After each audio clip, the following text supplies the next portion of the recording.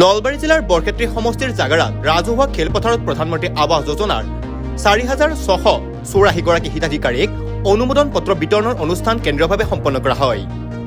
অনুমোদন পত্ৰ বিতৰণ অনুষ্ঠানত বৰক্ষেত্ৰী সমষ্টিৰ প্ৰাক্তন বিধায়ক তথা জিএমডিৰ অধ্যক্ষ নাৰায়ণ ডেকাই সমষ্টিটোৰ 11 গৰাকী হিতাধিকাৰীক আনুষ্ঠানিকভাৱে অনুমোদন পত্ৰ বিতৰণ কৰে।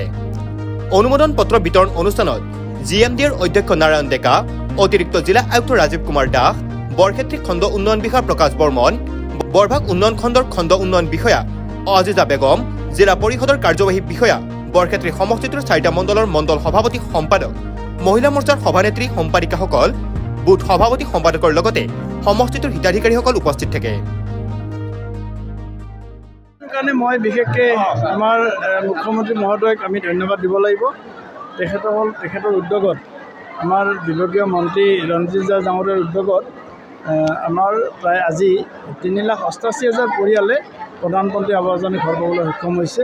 অকল এই 3,88,000 নহয়, আমাৰ কেন্দ্ৰীয় গ্ৰামোন্নয়ন মন্ত্ৰী শিৱৰাজ সিং চৌহান ডাঙৰীয়াই আহি কৈ গৈছে যে এইখিনি ঘৰ শেষ হোৱাৰ লগে লগে আৰু 3,88,000 ঘৰ অহা আমাৰ বিত্তীয় বৰ্ষত, মানে এপ্ৰিলৰ পিছতে আৰু 3,88,000 ঘৰ আমাৰ অসমৰ কাৰণে দিম বুলি ইতিমধ্যে ঘোষণা কৰিছে।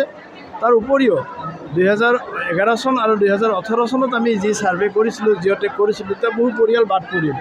বিভিন্ন কাৰিকৰী অসুবিধাৰ কাৰণে বহু পৰিয়াল বাদ পৰিল।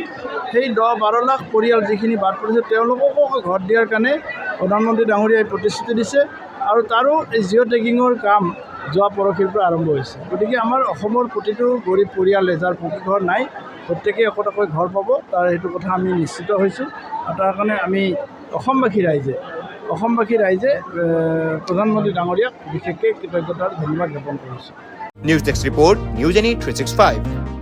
Stay informed, stay ahead. News Any 365.